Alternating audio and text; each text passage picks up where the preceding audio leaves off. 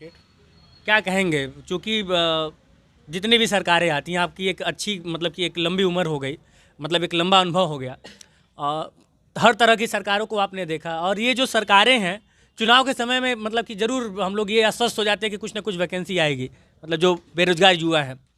UPP आ गई, 24 का चुनाव भी है, लेकिन इस 60,000 की वैकेंसी में जो जनरल कैटेगरी के बच्चे हैं वो अभी मांग उठा रहे हैं सोशल मीडिया पर, क्योंकि उनको 23 साल मतलब कि 22 साल तक वो जवान हैं, जैसे 23 साल के वो बूढ़े हो गए। मतलब 22 साल के बाद वो बाद वाले भर्ती नहीं देख पाएंगे, और 5 साल बाद सरकार भर्ती लेके आई है। तो इसमें उनकी क्या गलती है और क्या एज रिलैक्सेशन देना चाहिए सरकार को? देखिए, ऐसा है कि सरकार की ये जो कार्यवाही है और जो मानसिकता है, उससे साफ है कि वो जनरल कास्ट को बिल्कुल हाशिए पर ला दिया है। वो कैसे ला दिया है? एक अवसर होता है, जैसे अवसर ये है कि आप 22-23 साल तक बच्चों को कर देते तो हर साल तो वैकेंसी आई नहीं। पीछे तमाम भाई वैश्विक बीमारी और सब दिक्कतें थी, तो उसमें तो कोई इस तरह का हुआ नहीं। अब जो बच्चा दौड़ रहा हो सड़कों पे, तैयारी कर रहा हो, गरीब परिवार का है, सवर्ण में बहुत गरीबी है, बहुत गरीबी है। आप देखिए, जो बच्चा तैयारी कर रहा है उस बच्चे को 5 साल तो कुछ मिला नहीं। अब 5 साल बाद वो उस उम्र सीमा से बाहर निकल जा रहा है। अब जब उम्र सीमा से बाहर निकल गया तो उसका अपने अवसर तो छिन्न भिन्न कर दिया। ऐसे में मानवता ये कहती है कि वो भी सकुशल जिएँ। इस भारत देश में को निर्माण करने में बहुत खून सवर्णों ने बहाया है। उसकी सबसे अच्छा तरीका यह है कि कम से कम उनके भी पीढ़ियाँ सुरक्षित रहें। उसका एक ही रास्ता है कि उन्हें अवसर जरूर दिया जाए। अवसर ही न दिया जाए उस समय उनके साथ, चूँकि अब 22 साल का बच्चा जितना अच्छा दौड़ सकता है, हो सकता है 25 साल का बच्चा थोड़ा कमज़ोर हो, 27 साल का कुछ, और हमारी उम्र 50 के करीब हो रही है, तो हो सकता है कि मैं और आप लोगों जितना फिट न हूँ। ऐसे में उनके साथ वो भी रियायत दिया जाए। केवल अर्हता उम्र की न उम्र की अर्हता में छूट न दी जाए, उनको अन्य अर्हताओं में भी छूट प्रदान की जानी चाहिए। हाँ, 28 साल अगर आप कर दिए तो 28 साल वाला उतना तेज नहीं दौड़ पाएगा। उससे मत आप उम्मीद करिए। 28 साल का है, नौकरी करता कि नहीं करता है। अच्छा, एक और सवाल है। हाँ, 5 साल बाद वैकेंसी आई है, और मोदी जी 14 में कहे थे 2 करोड़ नौकरी देंगे हर साल ही। तो अगर हम 14 से जोड़ लें, थोड़ी 14 छोड़ देते हैं, 15 से जोड़ें, तो 15 मतलब 5-6 साल उधर, 5 साल उधर और 3 साल इधर, तब 5-3 8 साल हो गया। यानी कि 8 दूना 16 करोड़ नौकरी। मोदी जी का मतलब कि ये था कि 16 करोड़ नौकरी 2023 के लास्ट तक मिल जाना चाहिए। क्या कहेंगे? देखिए, हम मोदी जी के ही वोटर थे। हाँ। अभी भी हैं भाजपा के वोटर। हाँ। लेकिन मोदी जी बहुत निराश किए हैं। उनकी निराशा गतिविधियों की वजह से हुआ है। क्या हुआ कि मोदी जी का, आप जैसे आज हमारा पूछ रहे हैं ना प्रश्न, हम प्रेस के सामने हैं, प्रेस को जवाब दे रहे हैं, प्रेस हमसे पूछ हम दे रहे हैं। मोदी जी को ये शैली आती नहीं है। अच्छा, प्रेस कॉन्फ्रेंस नहीं करते हैं, सही कह रहे हैं। उनको ये शैली आती नहीं है। कोई आप प्रश्न कोई पत्रकार पूछ नहीं सकता है। जो उनके जी हजूरी करे, हाँ में हाँ मिलाए, वही उसी की बात मानते हैं। इससे क्या होता है, प्रतीत होता है कि उनका व्यक्तित्व बहुत हल्का है, बहुत छोटा है। ठीक है। और डरे हुए रही बात नौकरी देने की, तो नौकरी देने की कहाँ से करेंगे? वो तो केवल हर जो कहे थे 2 करोड़ रुपया, 2 करोड़ नौकरी देंगे हर साल, वो उनके सेट लोग हैं जिनको हर घंटे वो 2 करोड़ रुपया कमा रहे हैं। हर घंटे? हम नहीं कह रहे हैं। 2 करोड़ नहीं और जाता होगा। हाँ, मतलब ये अनुमान मैं बता रहा हूँ कि हर घंटे। लेकिन जो उनका नाम लिया वो सदन से बाइकाट हो गया। जिस तरह अरे भाई, बाइकाट क्या? आपके प्रश्न का उत्तर मैं न दूं, आपको भगा दूं मारपीट के यहाँ से, तो ये लोकतंत्र थोड़ी है। ये आता है मनमानी तंत्र में आता है।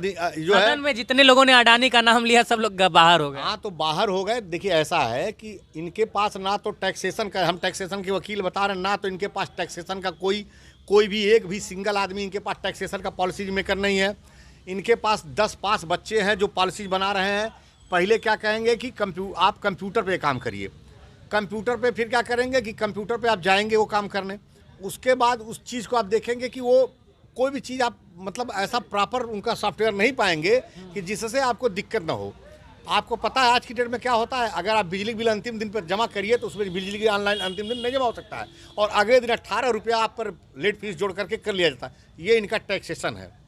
जीएसटी देखिए, 17, 18, 18, 19, 19 भी जो अमेंडमेंट आपके जीएसटी में 17 में नहीं था, उसको ला करके 22 में खड़ा करके आप जीएसटी का 2017 का मूल्यांकन कैसे करेंगे? ये संभव है? नहीं संभव है। और जो ये दे रहे हैं आंकड़े, उसमें देखिए टैक्सेशन ये नहीं है कि आप खून चूसिए। टैक्सेशन ये है कि मैंने 10,000 रुपया कमाया, ईमानदारी से हमसे 10 रुपया ले लिया जाए।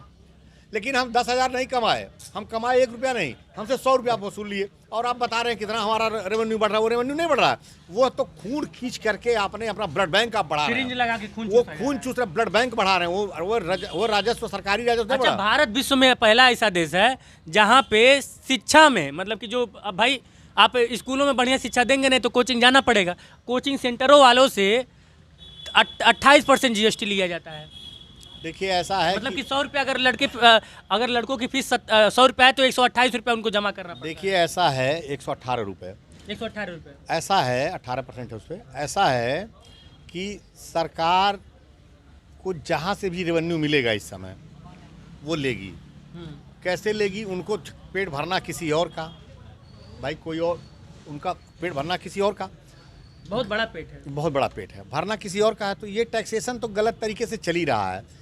और सबसे बड़ी खूबी देखिए आप, इतना बड़ा व्यापारी वर्ग है, एक भी व्यापारी नेता अपने लोगों को लेकर के कहीं बोलने वाले नहीं हैं। जो बोलेंगे टैक्स प्रोफेशनल बोलेंगे। सरकार चाहती है कि आप डॉक्टर के पास मत जाइए, मेडिकल स्टोर, भाई मेडिकल स्टोर से दवाई खरीदिए, वहीं खाइए, वहीं खत्म हो जाइए। क्या चाहते बेचारे बोलें और अगले दिन जो है GST ऑफिस से लोग पहुंच जाएं।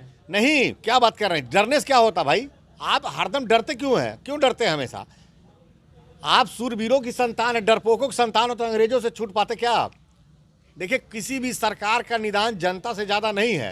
हर चीज़ आप देखिए, पहले आप निष्पक्ष भाव से सोचिए।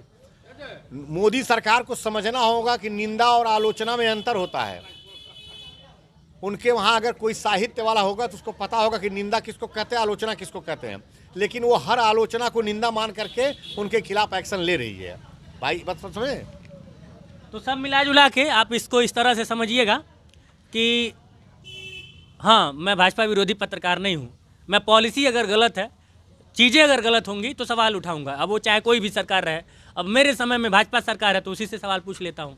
बाकी जो है, कभी भाजपाई पत्रकार होने का, कभी सपाई पत्रकार होने का, कभी कांग्रेसी पत्रकार होने का, ये तमगा पत्रकारों पे लगता रहता है, वो एक अलग विषय है। लेकिन सब मिला जुला के मुद्दा ये था कि नौकरी को लेकर, रोजगार को लेकर, जो कि एक बहुत बड़ा मुद्दा इस देश का होना चाहिए। लेकिन आप देखिएगा, यह वजह ज़्यादा दूर तक नहीं पहुँच पाएगी। क्यों?